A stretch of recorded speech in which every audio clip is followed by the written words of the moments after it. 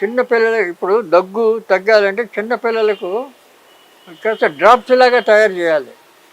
దానికి కొన్ని ఫార్ములాస్ అవి వేడి చేయడం, పుట్టం పెట్టడం ఇలాంటివన్నీ ఉంటాయి చిన్నపిల్లలు. పెద్దవాళ్ళు అంటే ఏదైనా ఇప్పుడు కరక్కాయ పొడి ఉంటుంది. కరక్కాయ పొడి చేసుకుని అంత పొడి నోటు వేసుకొని నీళ్ళు అయితే చాలు తగ్గిపోతుంది. లేదా కరక్కాయ ముక్క వేసి ఇట్లా దవన పెట్టుకొని అన్ని ఊట మింగుతూ ఉండాలి. మింగుతూ ఉంటే దగ్గు రాదు.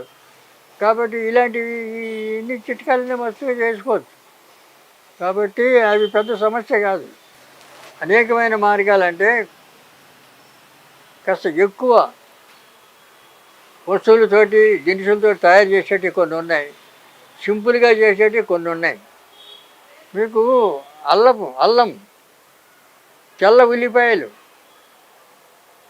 తేనె ఈ 3 సమానం కలపాలి.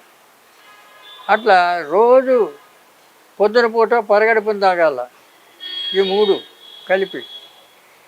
అట్లా ఒక నెల రోజులు తీసుకుంటే వీర్య వృద్ధి అవుతుంది, కావలసినంత పవర్ పెరుగుతుంది.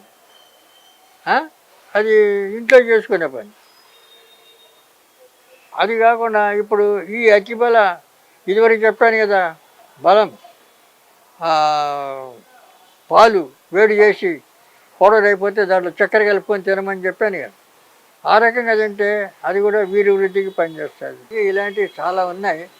తర్వాత ఇంకా కొన్ని దినుసుల వల్ల కలిసి జాజికాయ, జాపత్రి, దాల్చిన చెక్క, లవంగాలు, మిరియాలు, తర్వాత పిప్పళ్ళు, ఇవన్నీ కలిపి దంచి దాంట్లో వంగభస్మం, అబ్రిక భస్మం 2, శిలాజిత్, కర్పూర శిలాజిత్ అని అంటారు. ఈ భస్మాలు 3 దాంట్లో కలపాలి. కలిపి మాతలు చేసుకొని పొద్దున సాయంత్రం తినచ్చు. అమితమైన వీర్య వృద్ధి బ్రహ్మాండంగా పనిచేస్తుంది. 1-2 నెలలు తినాలి. అవి తింటే మంచి బలం వస్తుంది, తాకత వస్తుంది. కాబట్టి మీరు మా దగ్గరికి వస్తే మేము ఇస్తాం, లేదా మీరు చేసుకోవచ్చు. ఇప్పుడు చేసి చెప్పినవన్నీ జ్ఞాపకం పెట్టుకొని మీరు చేసుకోవచ్చు ఇంట్లో.